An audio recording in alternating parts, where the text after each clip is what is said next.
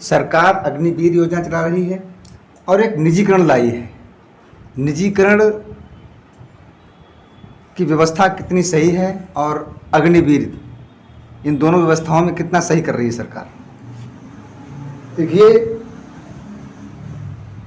सबसे पहले बताना चाहूँगा कि सेना में अग्निवीर योजना जो 5 वर्ष के लिए सैनिक बनाने की सरकार लाई है, उस पर बहुत सारा विपक्ष द्वारा, कुछ युवाओं द्वारा विरोध किया गया कि मैं 5 वर्ष के लिए नौकरी करके रिटायर हो जाऊंगा, तो उस नौकरी से क्या फ़ायदा। तमाम तरह के विरोध हुआ वो सामने है। लेकिन मैं इस पर अलग हटके कहना चाहूँगा कि जहाँ तक इस पर मैंने समझा और देखा कि अग्निवीर एक तरीके से नौकरी नहीं है। अग्निवीर उस दौर के लिए, युवा के लिए, जब वो छात्र है 19 से 25 वर्ष, जो उस विद्यार्थी के लिए सबसे कठिन समय होता है, पढ़ाई दृष्टि से भी, अनुशासन दृष्टि से भी और सामाजिक रूप से बनने और बिगड़ने की दृष्टि से भी।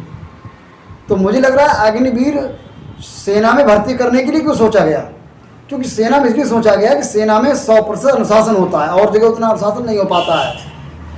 तो सरकार ने ये सोचा कि 5 वर्ष के लिए हम उस दौर, उस उम्र में बच्चों को, छात्र छात्राओं को उस अग्निवीर में नौकरी देंगे, जिससे सर्वप्रथम उनको धन अर्जित हो, उनके माता पिता को पढ़ाई लिखाई में, क्योंकि जब वो 25 साल की उम्र में सेवानिवृत्त हो जाएंगे तो उस समय अगर मान लीजिए अग्निवीर नहीं है तो उस उम्र में और उन्हें धन चाहिए होता है परिवार को, बच्चों की पढ़ाई खर्चे में।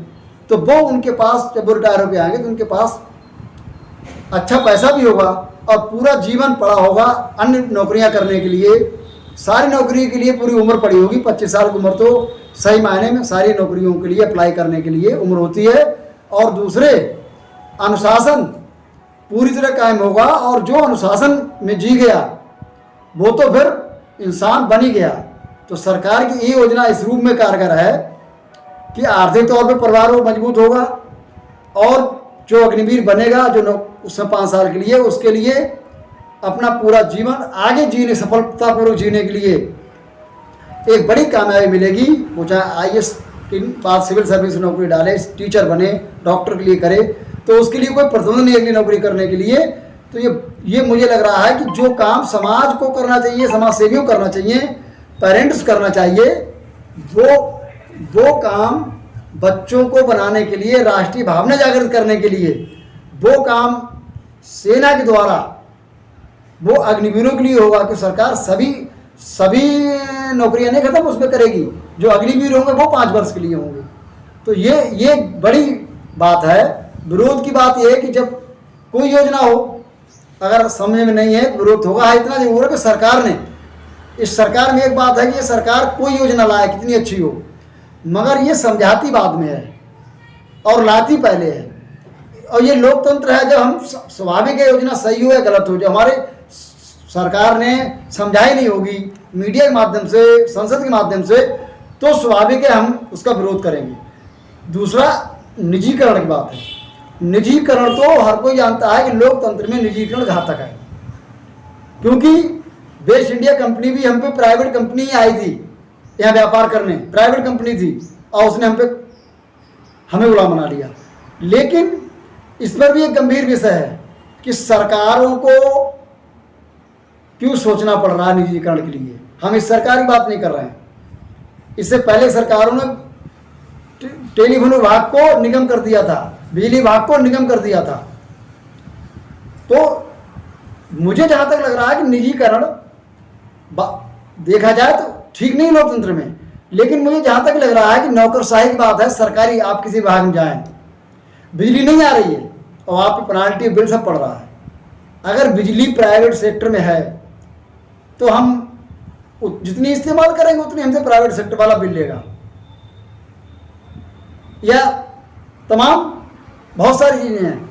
विद्यालय है, पढ़ाई नहीं हो रही, आप देखिए प्राइवेट बच्चे पढ़ने ज़्यादा क्यों जा रहे हैं, महंगी प्राइवेट शिक्षा फिर भी जा रहे हैं। तो सरकार ने देखा है प्राइवेट सेक्टर वाले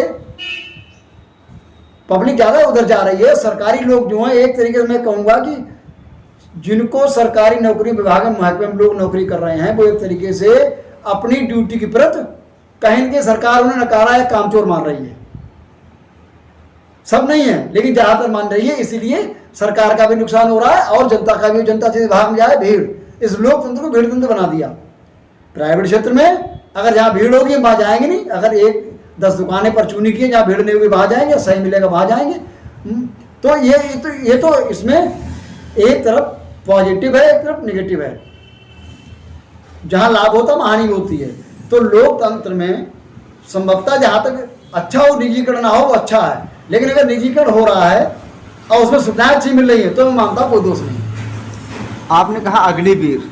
अग्निवीर जब आदमी 4 से 5 साल तक नौकरी करेगा तो उस पीरियड में वो शिक्षा कैसे ग्रहण करेगा? सरकार ने शिक्षा पर कहीं प्रतिबंध नहीं लगाया है। नहीं, शिक्षा पर प्रतिबंध नहीं लगा है, मगर नौकरी के पीरियड में वो शिक्षा ग्रहण कर सकता है क्या? बिल्कुल कर सकता है। उसको परीक्षा देने के लिए, फॉर्म भरने के लिए समय टाइम दिया है, परीक्षा देने का टाइम दिया जाएगा। सरकार ने प्रावधान किया है।